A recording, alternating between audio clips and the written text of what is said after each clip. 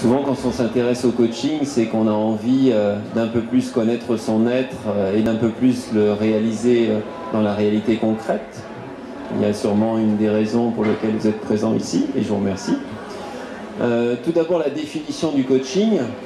Donc, le coaching, c'est guider, accompagner au niveau où je forme les gens. C'est aussi éveiller, mettre en conscience une autre personne, une autre âme, une équipe ou une entreprise jusqu'à l'accomplissement concret de son objectif. Donc on est bien incarné dans la matière, que ce soit un objectif d'ordre personnel, familial, professionnel, social, amical, sachant que tous ces plans bien sûr s'interpénètrent. Alors il est certain qu'on connaît à ce jour un peu plus le business coaching, qui est un peu plus venu pour les managers et les hauts sportifs. Et c'est tant mieux que le métier soit rentré comme ça, parce que c'est un métier à dimension humaine qui a pu rentrer au centre même de l'entreprise, qui va permettre à l'entreprise d'avoir un meilleur équilibre entre la matière, l'esprit, la matière et la dimension humaine. Ça, c'est le coaching de première génération. Le coaching de deuxième génération, c'est accessible à tous les gens qui sont dans la relation humaine, dans la relation d'aide. Donc bien sûr, le thérapeute, le sophrologue, mais aussi le prof d'école, l'infirmière, le maire, tous les gens qui sont en relation avec d'autres personnes. Et puis vous avez le coaching de troisième génération qui est accessible à monsieur tout le monde. Et c'est pour cela d'ailleurs que j'ai écrit un livre sur le coaching pour tous, parce qu'à l'heure actuelle, sur les 140 livres qui sont sortis sur le coaching, il n'y en a que 136 sur le business coaching, donc pour les managers, les hauts sportifs. Or, pour moi, toute personne a le droit, s'il le demande, s'il est motivé, d'être accompagné pour atteindre un objectif, pour, à travers la réalisation de cet objectif, être mieux à l'intérieur de lui, plus équilibré, plus en paix, plus serein. Et là, à ce moment-là, la demande est immense, quoi. Bon, alors, comme c'est nouveau, les gens ont peur, et puis, comme tout le monde aussi transforme toutes les bonnes choses suivant son plan de conscience, on voit un peu de tout dans le coaching, bien sûr, hein. Donc d'où l'intérêt de s'informer, de contacter la personne, de voir si elle est membre d'une des 3 fédérations qui existent en France, de voir son parcours, etc., de sentir comment est cette personne, hein. Alors, pourquoi l'explosion de ce métier? Il y avait à peine 3 écoles de coaching en France il y a 3 ans, il y en a plus de 20 maintenant. Il y a des fédérations comme la Fédération internationale de coaching qui regroupe plus de 20 000 coachs au monde dans plus de 50 pays. Pourquoi un tel essor pour ce métier? Ce qu'on a remarqué, c'est que dans le développement personnel, tout évolue. Avant, on lavait le linge à la main, maintenant il y a les machines à laver. Et bien dans le développement personnel, et bien aussi tout évolue. La thérapie, c'était la Rolls-Royce de l'an 1970, et la Rolls-Royce de l'an 2000, je pense que c'est le coaching. Pourquoi? Parce que tous les gens n'ont pas envie qu'on y aille fouiller dans leur passé, qu'on analyse ou qu'on explique par rapport à papa ou à maman, sauf si bien sûr c'est un problème lourd qui a besoin d'être analysé, etc., comme suite à un décès ou pour maigrir ou pour fumer. C'est pas du tout de l'ordre du coaching, et il est juste qu'il y ait des thérapeutes et des gens en conséquence. Lui, le coach, il va plus coacher dans le moment présent. Donc il n'oriente pas vers le passé, hein. Il n'essaie pas d'essayer de comprendre par rapport à papa ou à maman, hein. Lui, il est dans le positif, dans le constructif, dans le moment présent, vient ce qui vient dans le moment présent, vers la réalisation d'un objectif à venir.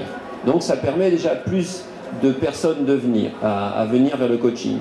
Puis en France, la psychologie, la thérapie est quelque part malheureusement mal connotée, puisque moi je ne vais pas voir un psy parce que je ne suis pas fou, ce qui n'est pas du tout le cas aux États-Unis. On va voir un thérapeute, comme on va manger, etc.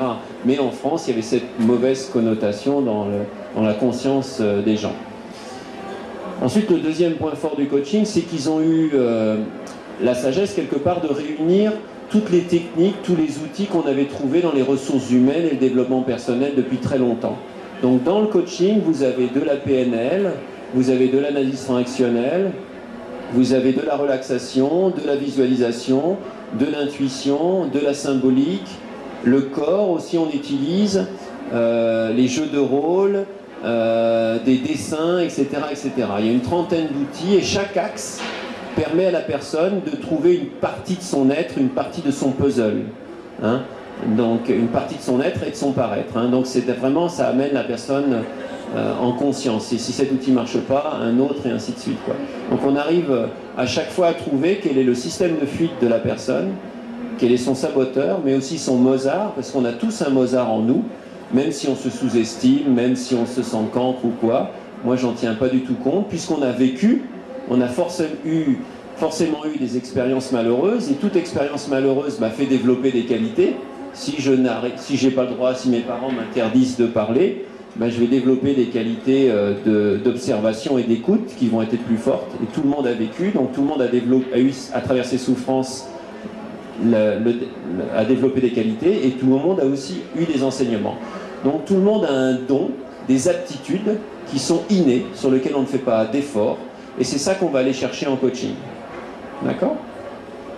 Donc le deuxième point fort du coaching, en plus d'être dans le présent, je vous ai dit le conglomérat de toutes ces techniques, tous ces outils rassemblés en un métier. Et le troisième, c'est l'action. Parce qu'on peut penser toute sa vie vouloir faire ça, on peut en parler, si on ne parle pas à l'action, le changement n'est pas complet. Et c'est ce qui manquait un petit peu au développement personnel, sauf on l'avait trouvé déjà dans la PNL et la thérapie brève, il y avait déjà l'action dedans, mais dans toutes les autres techniques, ça pouvait durer l'accompagnement 2 ans, 3 ans, 4 ans, 5 ans. Alors que dans le coaching, on parle en 1 heure, 1 heure et demie, il y a la pensée, la parole et l'action. Donc le changement se fait par l'action nouvelle. Hein, ça reste pas sur ce plan-là, ça reste pas sur ce plan-là, c'est on change en la matière.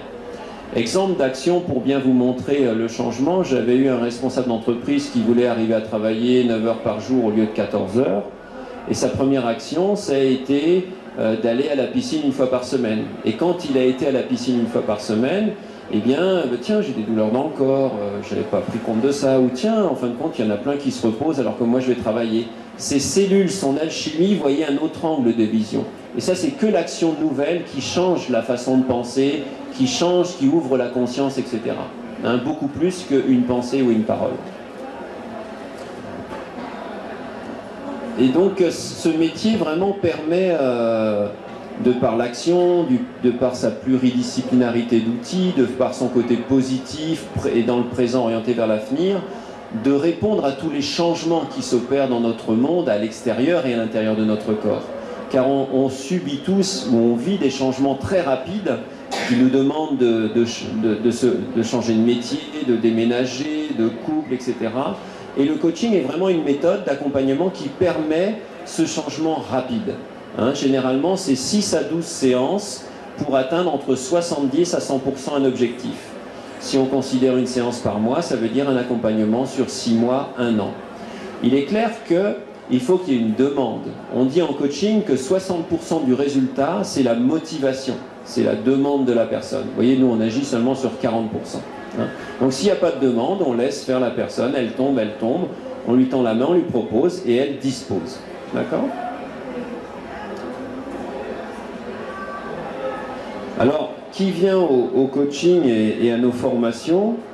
On vient soit pour devenir coach professionnel, mais des personnes aussi viennent pour tout simplement atteindre un objectif, comme c'est à 90% de la pratique, ce que l'on transmet, ou des gens viennent pour acquérir tous ces outils du 3e millénaire du changement pour mieux professer leur vie personnelle, familiale ou professionnelle. D'accord ? Et là, à travers ma femme, elle va vous raconter son propre exemple, un petit peu son parcours de vie et qu'est-ce que le coaching lui a apporté, hein, lui a permis de changer. Comme ça va permettre de voir un autre son de cloche et de concrétiser un peu plus les choses. Voilà. Écoutez, bonsoir messieurs, dames.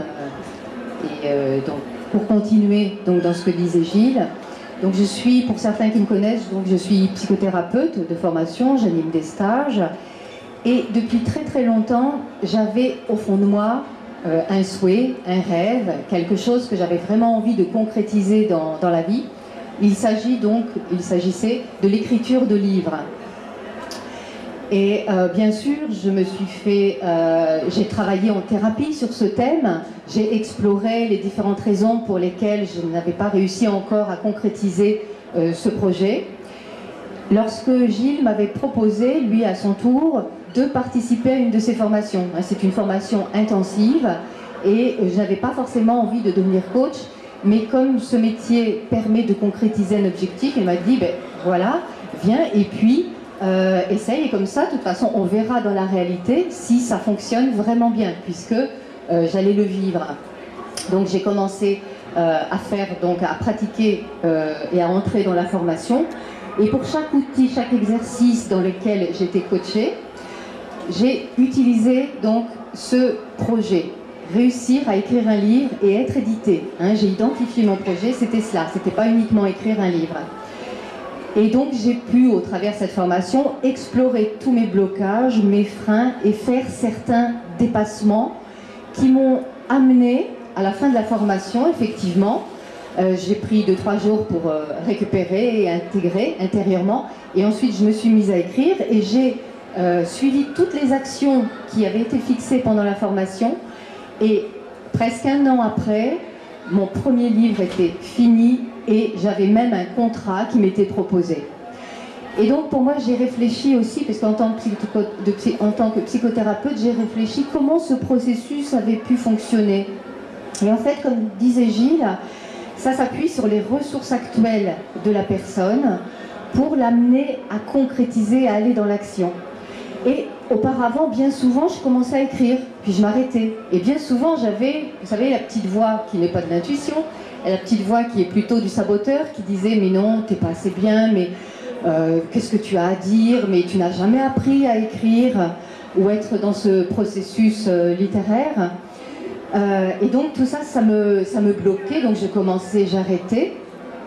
Et en comprenant tout cela, j'ai pu me rendre compte qu'en fait, il m'avait manqué quelque chose dans ma vie qui avait été essentiel et qui est pivot, et dans la vie de beaucoup de personnes, il s'agit de la permission de réussir. Et quelque part, donc le coaching ne remplace pas ce processus de permission, mais permet à la personne de se réapproprier son propre pouvoir. Comme je disais Gilles, le coach ne conseille pas. Il ne va pas dire tu dois faire ci, ça. Grâce aux outils, la personne a des prises de conscience. C'est comme un chemin qui est fait vers son être et vers sa profondeur. Et elle sait ce qui est juste, les actions à poser, les choses à concrétiser. Et généralement, une des raisons pour lesquelles moi j'ai trouvé que c'était très fort, c'est que j'ai une énergie, et certains peuvent se sentir plutôt féminine, et donc il me manquait de l'énergie du masculin intérieur.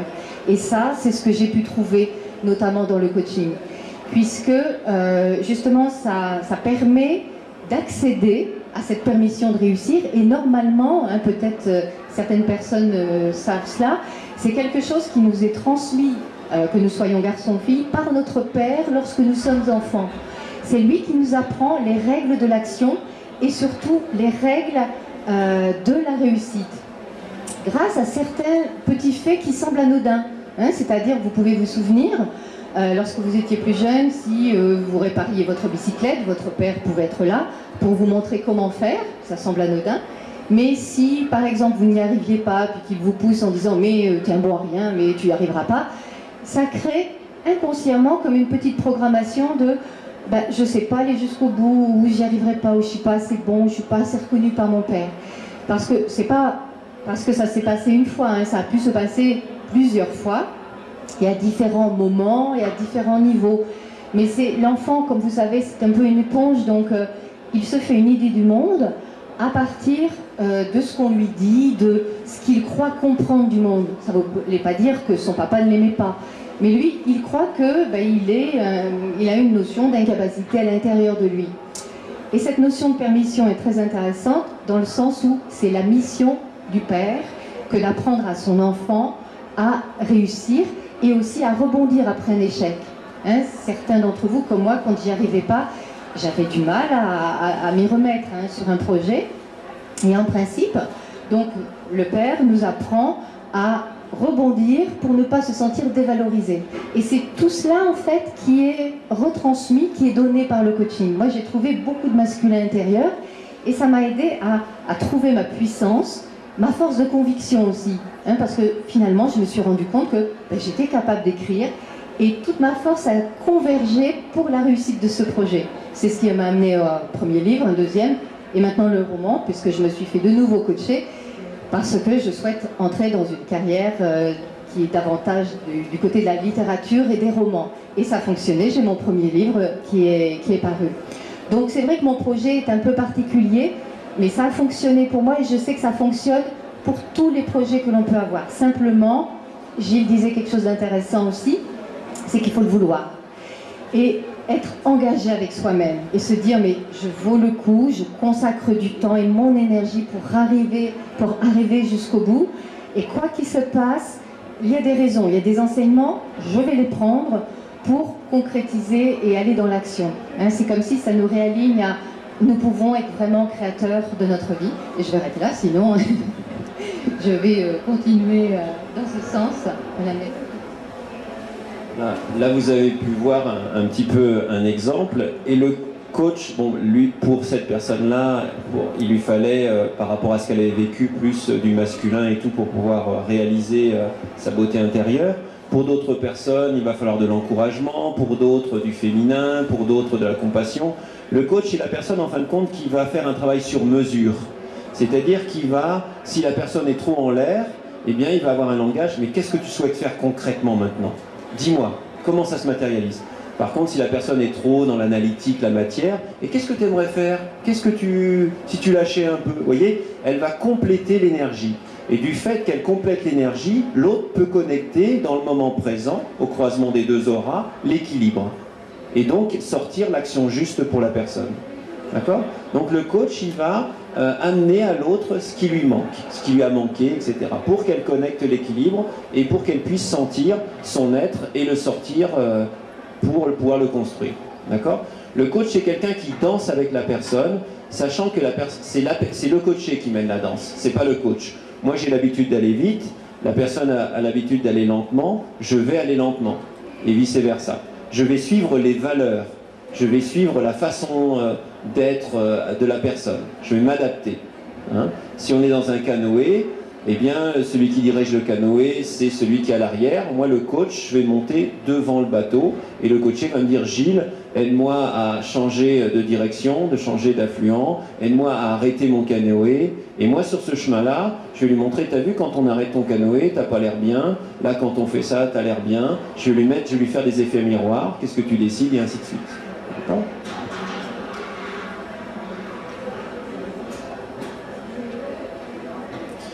Bien sûr, en plus, au-delà de la technique, on va aussi accompagner par rapport aux lois universelles. Il y a une coach qui a écrit, un coach nommé Jésus, qui explique qu'en dehors de la technique, elle avait accompagné un directeur pour qu'il atteigne son objectif. Et puis après, ce directeur, ils ont parlé ensemble, qu'est-ce que tu comptes faire maintenant ? Je vais dévisser le PDG. Je vais lui prendre sa place. Parce qu'il m'a fait ça il y a 1 an et demi, etc. Et là, pour le coacher, elle a été obligée de lui parler de la loi de cause à effet, de la loi du pardon, de la loi d'amour, etc. Pour lui permettre aussi de comprendre d'autres choses.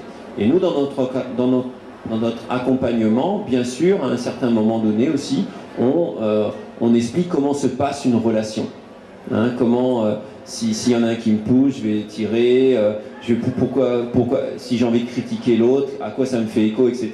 Hein, parce que tout ça, c'est un ensemble d'énergie, on est tous comme des aimants, hein, on se complète et tout, et c'est important de comprendre tous ces jeux pour arrêter de jouer avec l'extérieur, et en fin de compte, avec soi-même, et arrêter son jeu intérieur pour que le jeu et le nous existent.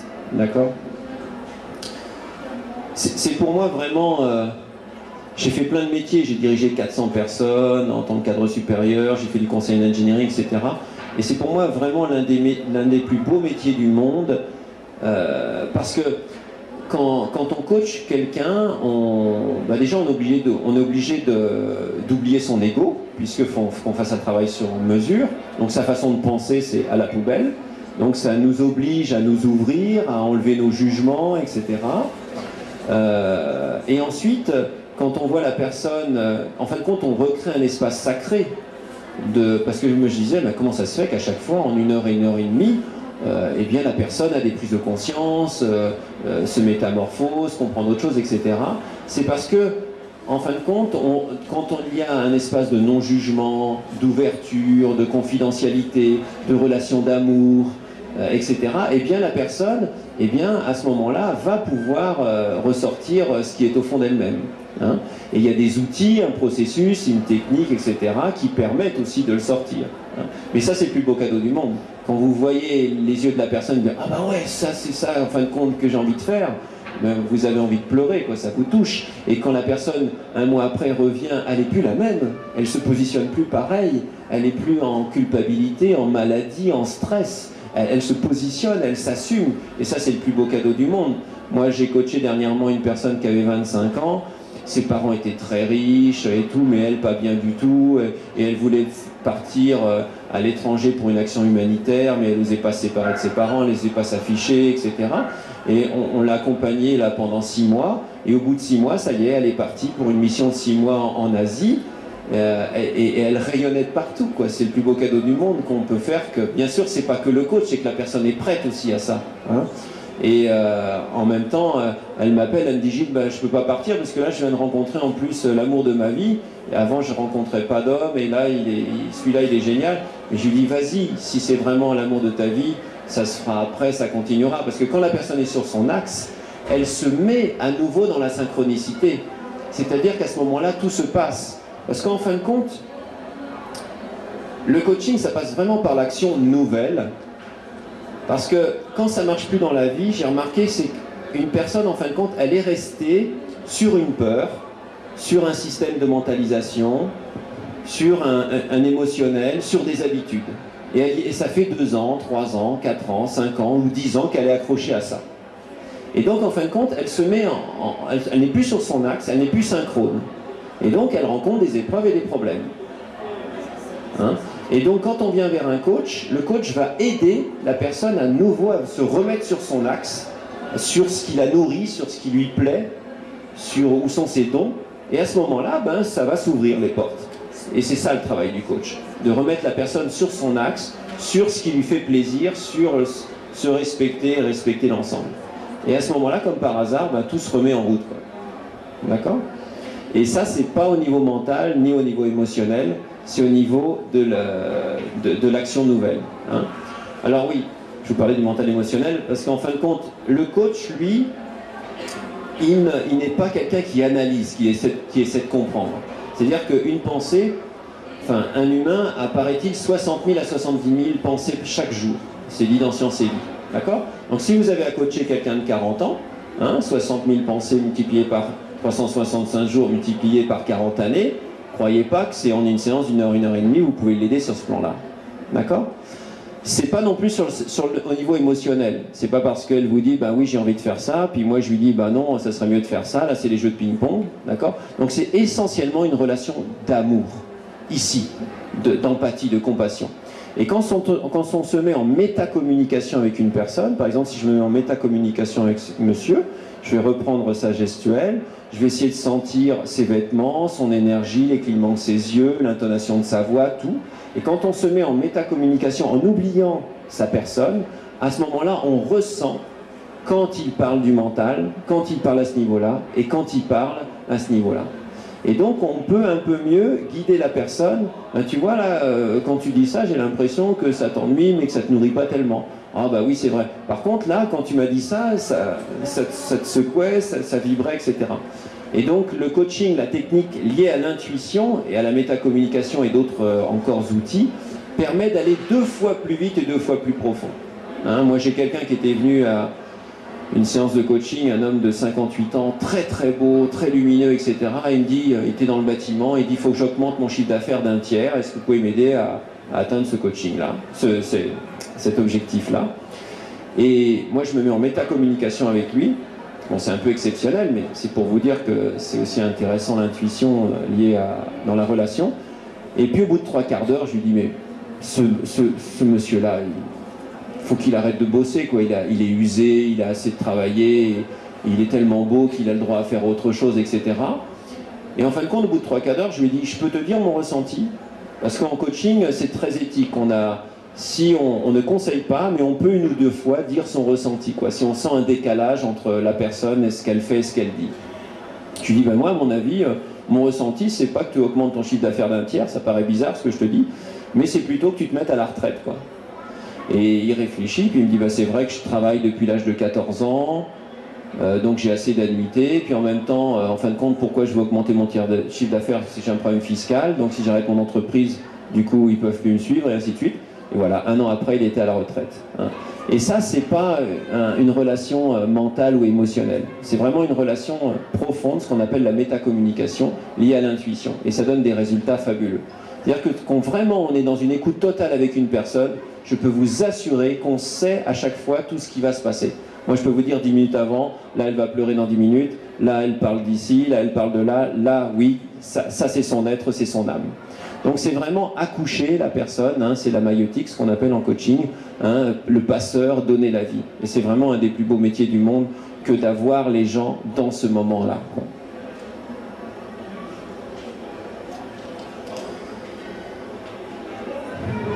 Alors, dans le coaching, donc ce n'est pas du conseil, on part du principe que seule la personne a la solution à l'intérieur d'elle-même. Et donc, comme on part de ce principe-là, et toute relation, c'est aussi ce que je pense de l'autre qui fait. Si je pense à l'autre, bah, elle est nulle, elle va le ressentir, et donc ça ne va pas donner le même résultat.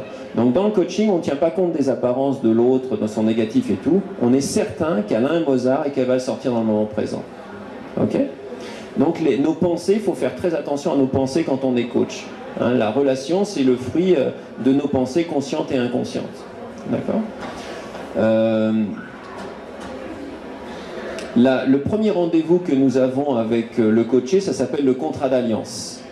C'est-à-dire, et c'est un rendez-vous qui est gratuit. Hein. Si vous avez un coach qui vous donne le premier rendez-vous payant, ben, choisissez un autre. Parce que s'il n'y a pas affinité entre les deux personnes, on ne pourra pas faire un travail correct. Donc en coaching, on reprend ça. Et durant ce contrat d'alliance, le coaché va poser ses questions. Hein, pour donc technique, combien ça coûte, ou de peur, ben vous avez été formé où, M. Guillon, et combien de temps, etc. On répond sans aucun jugement à toutes ces questions. Et ensuite, on va lui poser le cadre du coaching. Les outils qu'on utilise, qu'on n'est pas des conseilleurs, qu'on n'est pas des psys, etc., etc. Le prix, tout en détail, comment fonctionne une séance, etc. Et à partir de ce moment-là, si il y a affinité et si le courant passe des deux côtés, il est possible que l'objectif que la personne me demande ne rentre pas dans mon éthique. Donc à ce moment-là, je vais lui dire, je ne suis pas d'accord pour vous accompagner.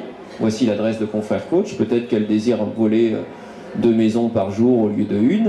Hein. Et il est possible que moi, à l'inverse, je ne lui plaise pas ou quoi que ce soit. Donc on va vérifier qu'il y a bien, que le cadre est bien posé, que ça correspond bien, qu'il y a bien affinité.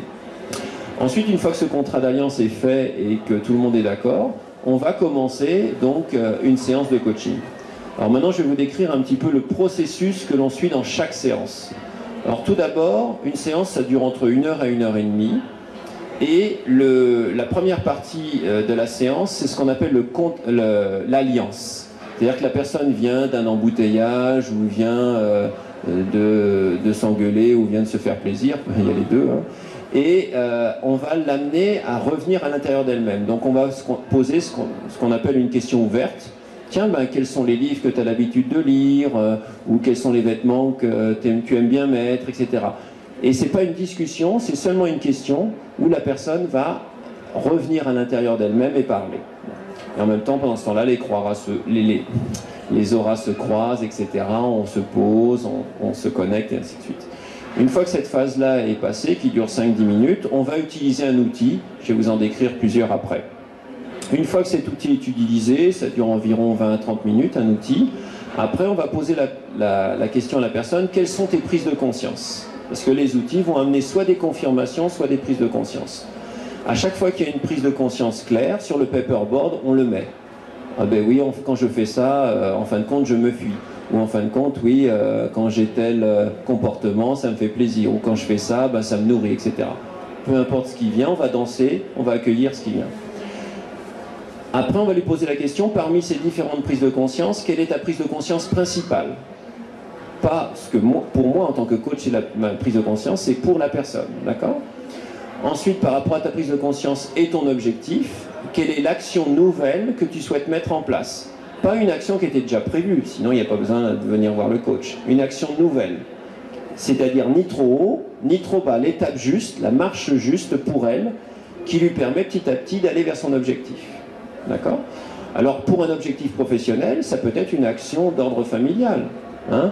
Peut-être que la personne qui veut une meilleure cohésion d'équipe, il faut qu'elle ait une meilleure cohésion au niveau familial et que ça aurait des répercussions. D'accord? Donc on prend la personne dans son ensemble. Vient ce qui vient. Hein. Seule la personne sait par où passer entre ses peurs, ses doutes, ses résistances, ses valeurs, etc. Pas vous. D'accord? Et on lui amène le contexte et les outils pour. Ensuite, une fois qu'elle a choisi l'action, on va la valider aussi en tant que coach pour voir que ce soit possible. Hein. Ni trop haut, ni trop bas. Après, on va lui demander quand elle souhaite mettre en place son action. Donc, généralement, c'est avant un mois, sinon on choisit une autre action. Ok. Ou à quelle fréquence, il y a une notion de fréquence. Puis, ensuite, on va lui demander quand elle souhaite nous contacter. Entre chaque séance, il y a un contact coach. C'est-à-dire qu'elle peut appeler avant de réaliser son action, si elle a besoin d'encouragement, pendant ou après, si elle a besoin de reconnaissance. Il y a un contact coach. Je sais pas, on n'appelle pas son coach tous les 5 minutes ou quoi que ce soit, hein, parce que le coach, il rend indépendant, autonome. D'accord? Donc, mais il est toujours là, donc ça se matérialise concrètement par un contact coach, soit par téléphone, soit par mail. Et à la fin de chaque séance, le processus est le suivant. On va demander qu'est-ce que tu as pensé de l'outil, de façon à choisir des outils qui vraiment aident la personne, la nourrissent et non la coince. Moi, une fois, j'ai fait relaxer un PDG, et puis à la fin de la séance, il m'a dit « Monsieur Guyon, ça m'a stressé plutôt qu'autre chose. C'était pas dans mes matrices, mais lui, il était très loin de la relaxation, il a vu tous les problèmes qu'il avait en étant se relaxer, et ça lui a fait plutôt peur qu'autre chose. Donc la fois d'après, je n'ai plus utilisé de relaxation, bien sûr. Okay. Ensuite, je lui ai posé la question « Qu'est-ce que je peux faire ?» Le feedback par rapport au coach qu'on fait à chaque fois. « Qu'est-ce que je peux faire en tant que coach pour mieux t'accompagner la prochaine fois ?» Donc là, on peut avoir des différents niveaux de feedback, de transfert, juste, essayez de m'encourager un peu plus, donnez-moi un peu plus votre ressenti, etc. Et on va le prendre en compte pour la prochaine séance. D'accord? Et en même temps, il peut aussi, ce que j'appelle un feedback touché-coulé, dire au coach, là, quand vous faites ça, ça ne me convient pas. Et puis, c'est un défaut du coach qu'il aura à traiter avec son superviseur. D'accord? Donc voilà le processus que l'on suit dans chaque séance, comme vous le voyez, qui amène à l'action et en même temps à auto-corriger, à améliorer la relation de part et d'autre. Alors maintenant, au niveau des outils. Alors, on a des outils avec la roue. Par exemple, on va avoir la roue sur le plan professionnel, où là, on va dire par rapport à le salaire, par rapport à la relation avec les autres personnes dans l'entreprise, par rapport à la possibilité d'évolution du poste, etc. On va remplir comme ça une grille. Alors ça peut être sur le plan professionnel, sur le plan de la carrière, sur le plan familial, sur le plan personnel, etc. Et on va demander à la personne de dire pour chaque part, pour chaque thème, d'identifier son indice de satisfaction actuel. Pas ce qu'elle rêve, mais actuel. Donc là, il peut nous dire, là c'est 5, dans ce cas-là, là je suis bien, au niveau salaire c'est 8 sur 10, là c'est 2. Et ainsi de suite, comme ça on va pouvoir définir une matrice, et à la vue de cette matrice, il va pouvoir avoir des prises de conscience, en fin de compte, oui je comprends mieux pourquoi ça ne me plaît pas trop de rester dans cette entreprise, ou en fin de compte, non, une confirmation, si la matrice est un peu plus remplie, quoi, oui, en fin de compte, je suis bien là, c'est pas là qu'il faut chercher. Hein. On peut avoir aussi comme outil la métaphore, ce que j'ai fait samedi. Ça, je peux faire un petit exemple avec quelqu'un, c'est assez sympathique. Juste 2-3 minutes. Qui a envie de s'y prêter, là? Juste 2-3 minutes. Un volontaire, oui. Alors, tu peux rester à cet endroit-là, c'est OK. Si tu étais un animal, actuellement, tu serais lequel? Ce qui vient, sans réfléchir. Un cheval. Surtout, dans le coaching, on ne réfléchit pas. Dès qu'on commence à réfléchir, là, le malin, comme dit Arnaud Desjardins. Donc, à ce moment... Attends, mais je vais essayer de tourner ça, là. Voilà, un cheval. Donc, donc je t'ai transformé en cheval, actuellement, et décris-le-moi physiquement. Comment il est, ce cheval, actuellement? Pardon? Il faudrait plus... Rebelle. Excusez-moi, parce qu'il faudrait deux. Voilà, rebelle. Oui, quoi d'autre physiquement? Ce qui vient. Très beau. Voilà, on va le faire très succinctement, hein, comme il y a du monde, là, la confidentialité. Ensuite, donc, autre question, dans quel environnement actuellement il vit ce cheval? Est-ce qu'il vient? Si vous pouvez me... J'entends pas. Oui. Pardon? Dans quel environnement il vit ce cheval actuellement? Dans une carrière. Une carrière ouverte, fermée? Fermée. Carrière fermée. Oui, quoi d'autre dans l'environnement? Vous voyez, moi j'induis rien, je pose un outil et la personne va où elle veut. Hein. Un peu vide, d'accord? Voilà, etc., etc. Et actuellement, ce cheval, qu'est-ce qu'il fait de ses journées? Il mange. Ok, il mange, il galope parfois, se roule par terre, mange, galope parfois, se roule par terre. Et qu'est-ce qu'il fait actuellement de sa vie, ce cheval? Pas grand-chose, d'accord? Alors, ensuite, je vais reprendre ma baguette magique et je vais te transformer dans l'animal que tu rêverais d'être, que tu souhaiterais être, que tu aimerais être. C'est lequel? Un oiseau. Et plus particulièrement, si tu peux le préciser, un aigle. Ok. Et je repose les trois questions. Cet aigle, dans ce que tu souhaiterais, dans ce que tu aimerais, rêverais, décris-moi comment il est physiquement. Il est majestueux, magnifique. Voilà, magnifique. On va le faire un peu plus court. Et dans l'environnement qu'il aimerait, qu'il souhaiterait vivre, ce serait lequel? Un grand canyon, c'est ça? Et qu'est-ce qu'il ferait de ses journées et de sa vie, cet aigle, dans ce qu'il aimerait, dans ce qu'il souhaiterait? Il chasserait, oui. Pardon? Il observerait, oui. Pardon? Se prépare un nid. D'accord. Donc je note tout ça, moi, hein, sans aucun jugement, etc. Et puis ensuite, bon, alors bien sûr, l'outil continue, ça dure une demi-heure, hein, et moi je note tout simplement. Et à un moment donné, donc l'outil est fini et j'explique. Eh bien, le cheval, en fin de compte, ça n'existe pas, c'est je actuellement, et à chaque fois, je lui ai posé les questions à ce moment-là, je lui ai dit actuellement, donc j'ai parlé à son inconscient, actuellement, parce qu'on parle rarement d'autre chose que de soi-même, hein. Et puis l'aigle, eh bien, c'est je dans mon futur. Donc actuellement, je me ressens comme très belle, comme rebelle, c'est vrai. À la fois, ma carrière, c'est un peu fermé. De toute façon, on peut pas être contre, puisque c'est nous-mêmes qui le disions. Hein. Donc je vous le montre seulement par rapport à vous. Hein. Et puis je galope parfois, je vis parfois. Après, on peut lire un peu en parallèle. Moi, j'ai l'habitude. Et puis là, ben, vraiment, on passe à un grand canyon. Donc c'est un canyon, mais à la fois c'est une ouverture. Bon, il y a toute la symbolique, etc. Hein, et voilà. Donc avec un outil très très simple, tout en s'amusant, hein, comme c'est des outils cerveau droit, on n'y comprend rien, mais lui, le cerveau droit, l'inconscient, il dit toujours la même chose. D'accord? Et donc ça va lui amener des prises de conscience. Après, je pose la question, quelles sont tes prises de conscience? Mais l'outil est beaucoup plus long. Donc ça, c'est un deuxième type d'outil. Comme les trois quarts des outils que je transmets, c'est des outils cerveau droit, donc à chaque fois, ça confirme. Hein, ça confirme, bah oui, là je me nourris, là quand je fais ça, je me nourris pas. Donc on consolide à chaque fois la construction. On a des outils avec le corps, où on fait un exercice avec le corps, parce que le corps, lui, il dit toujours la vérité. Le mental et l'émotionnel, non. Donc à la lecture du corps, on voit bien, il y a des gens qui me disent « Ouais, ouais, moi je suis dans l'action et tout », puis quand je leur demande de faire tel exercice dans le corps, bah, ils ne bougent pas. Quoi. Hein. Alors donc ça, c'est un angle, avec le dessin aussi, hein, le dessin. On a des outils avec la fuite. Par exemple, à ma femme, quand elle était venue, je lui avais dit, par rapport à son livre, qu'est-ce que tu fais chaque jour, Vanessa, pour ne pas écrire ton livre?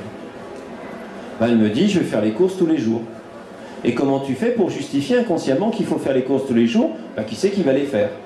Donc tout ça, je le marque, et on fait ça pendant une demi-heure, et il n'y a aucun jugement. Mais le lendemain, quand elle met le pied chez Leclerc ou chez Intermarché, je ne vais pas faire de pub, eh bien, à ce moment-là, elle se dit, mais qu'est-ce que je fais de ma vie? Mon rêve, ce qui me motive au fond de moi-même, c'est d'écrire un livre, et là, qu'est-ce que je fais? Donc il y a une conscience, dès qu'il y a conscience, il peut y avoir action différente. Ok? Il y a un outil aussi avec le saboteur, Parce qu'on a tous en nous, oui, bien sûr, oui, mais. Hein, ou alors bah, c'est trop facile ça. Moi dans ma vie, j'ai l'habitude que ça soit dur, donc ça va pas marcher. Hein. Voilà, on a tous un système à l'intérieur de nous qui nous empêche d'avancer. Donc on a un exercice pour identifier quel est notre saboteur. Est-ce que c'est intellectualus? Je reste toujours là sur le plan de réflexion. Hein. Est-ce que c'est perfectionimus? Hein, on veut toujours la perfection, du coup ça nous empêche de faire ce que l'on a envie de faire. On va l'identifier et puis on va le mettre en jeu de rôle. C'est-à-dire je vais dire à la personne, bah, ton saboteur là, s'il était dans la pièce, il serait où? Ok, il serait là, vas-y, va là-bas, tu es perfectionimus, là ton saboteur, et puis tu vas dire à l'autre partie de toi que je représente, qui lui voudrait commencer à écrire un livre, si tu es d'accord ou pas. Enfin, il y a des jeux de rôle qui vont permettre de comprendre en clair quelle est la partie de son saboteur, et on va établir un contrat d'alliance entre les deux pour arriver à un autre mode de fonctionnement. Donc on a une trentaine d'outils que l'on transmet dans la formation et qui permettent d'accoucher la personne et d'aider la personne à mieux se comprendre et à agir vers son objectif très concrètement.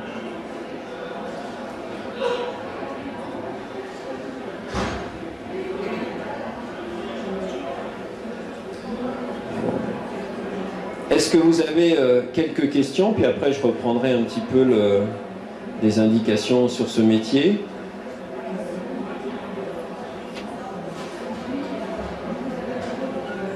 Oui.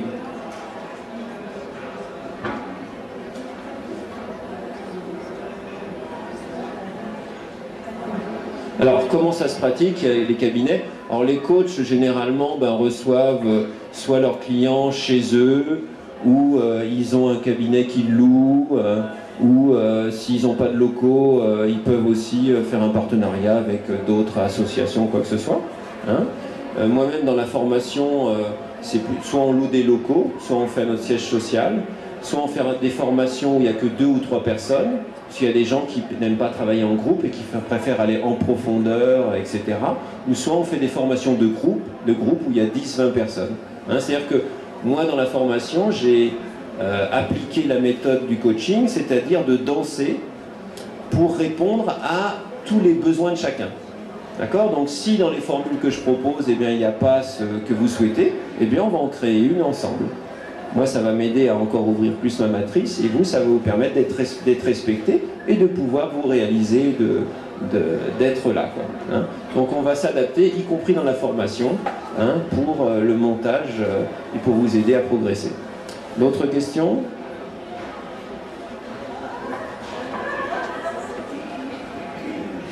Alors, est-ce que devenir coach est accessible à tout le monde? La question piège. Alors, la première fédération de coaching qui est venue en France il y a 6 ans, c'était la SFC, qui est à l'heure actuelle 800 membres. C'était essentiellement des psys et des bac plus 5 ou 6, parce que pour eux, le coach était soit un psy, soit un bac plus 5 ou 6. Pour moi, ce que j'ai remarqué, c'est que j'ai formé des gens qui avaient 30 ans, qui étaient plus doués des thérapeutes qui avaient 40 ans de métier. Parce que tout est relatif. Qu'est-ce qu'on a subi comme problème? Est-ce qu'on est encore dedans? À la fois, si on croit qu'on s'incarne plusieurs fois, quel est le niveau d'évolution de l'âme? D'accord? Donc, et puis en plus, ce métier-là, pour moi, on ne fait pas un métier pour les autres. Hein, on n'est pas thérapeute pour aider les autres. C'est parce qu'on a eu des problèmes d'enfance et qui sont importants, et en étant thérapeute qu'on les soigne. Et ça a pour conséquence de soigner les autres. Quand vous analysez un masseur, vous lui posez quelques questions. Moi, je suis en train d'écrire un livre conscience. Il n'y a pas de hasard. Il y a le coefficient intellectuel, mais il y a le coefficient de conscience. Il y a un masseur, quand vous l'interviewez un peu, c'est souvent une personne qui n'a pas eu de câlin, d'affection de ses parents. Et donc, c'est certes, il aide les autres, mais il s'aide aussi beaucoup. C'est parce que lui en a un intérêt. Et même, donc, moi, je pense que les gens qui viennent vers le coaching, y compris les formateurs de coach, hein, sauf quand je serai au niveau de l'éveil et de la sagesse, à ce moment-là, peut-être que je serai dans le don total. Hein, mais en attendant, je pense qu'on fait un métier d'abord parce qu'on y a un intérêt, et la conséquence de notre propre chemin d'évolution a pour conséquence d'aider les autres. Et là, chacun est à sa place. Hein. Si on commence à dire « j'aide l'autre », ça veut dire qu'on est plus fort que la création, plus fort que l'ensemble. Pour moi, c'est grave. D'accord ? Donc les coachs sont généralement entre 35 et 50 ans, des gens qui ont déjà une certaine maturité ou qui ont fait un certain travail sur eux. Hein, moi, plus de 50% de mes clients, c'est des sophrologues, des thérapeutes, des psychologues, etc. Mais je peux aussi avoir des indépendants, des PDG, des gens des DRH et autres. Et puis on peut avoir aussi une infirmière ou une commerçante qui, depuis 20 ans, est dans la relation humaine et qui peut être beaucoup plus fort que quelqu'un qui a fait du développement personnel. Tout est relatif. Regardez les PDG, la moitié, ils n'ont pas fait de diplôme. Et puis ils sont aussi doués que les autres. Hein. Donc pour moi, il y a... j'accueille la personne parce qu'en fin de compte, elle-même, à travers ce métier, va se réaliser. Puis en fin de compte, ce que j'ai remarqué, c'est que si on permet de former différents coachs, on permet à la société, aux différents degrés de conscience de chacun, d'accéder à la relation d'aide, d'accéder à l'accompagnement. Parce que quand vous êtes psy, vous avez fait 6 ans d'études, qui c'est qui va avoir la force ou les tripes d'aller vers un psy? On a les pétoches. Alors si c'est que moi j'ai formé un jeune de 25 ans en coaching, eh bien lui il est en train de coacher des étudiants. Moi des étudiants, peut-être que je les impressionne, ils ne vont pas venir vers moi. Hein? Donc chaque coach va attirer aussi les clients qui lui correspondent. Peut-être il va faire des transferts, peut-être il va faire des fautes. Moi avant, quand j'étais moins équilibré, etc., quand j'étais dur avec moi-même, comme par hasard, j'ai émis un thérapeute qui était dur avec lui-même. Parce que j'en étais là en degré de conscience, donc j'ai émis le thérapeute en conséquence. Donc pour moi, chaque coach va, en coachant, se permettre de mieux se comprendre et de s'équilibrer, et va attirer une certaine couche de la population qui va permettre aussi de passer l'étape d'après. D'accord? Alors c'est un certain raisonnement philosophique, mais c'est celui que j'applique. Okay? Ce que je voulais vous dire aussi, ce que j'avais remarqué, c'est que dans le business coaching, en fin de compte, c'est aussi beau que le life coaching, hein, parce qu'on a toutes différentes étapes à dépasser, et que le business coaching, pour moi, correspondait plus à aider l'âme à construire le je, l'ego. Et quand on arrive sur Terre, on a besoin d'exister, d'être reconnu, d'avoir un salaire, d'avoir une voiture, d'avoir une maison, d'avoir un bateau, etc. Et pendant cette période-là, c'est ce que j'appelle le business coaching, quoi. On a besoin de doubler son chiffre d'affaires, de gagner de l'argent, etc. Et ensuite, généralement, on a, dans la pyramide de Maslow, dans les besoins, une fois qu'on a acquis, qu'on a construit, qu'on s'est incarné et qu'on a un certain équilibre, eh bien on passe à la réalisation de soi. C'est-à-dire qu'avoir un travail pour avoir un travail ne nous suffit plus. On souhaite avoir un travail qui est en relation avec nous. Et moi maintenant, quand je coach, je ne travaille pas, moi. C'est un plaisir. Et donc, je suis dans la couche de la pyramide de Maslow de réalisation de soi. Et en fin de compte, on se rend compte qu'à l'heure actuelle, notre monde, une certaine partie de la population arrive sur ce plan-là de la pyramide de Maslow, la réalisation de soi. On voit des revues comme Rebondir, Changer tout. Moi, je connais un gars qui a 55 ans, qui avait une très bonne situation financière, un très bon boulot, qui a tout lâché pour monter une maison d'hôte en Ardèche. Et il est 10 fois plus heureux. Hein. Et c'est pour ça que des gens lâchent tout à l'heure actuelle, c'est parce qu'ils changent de plan de conscience.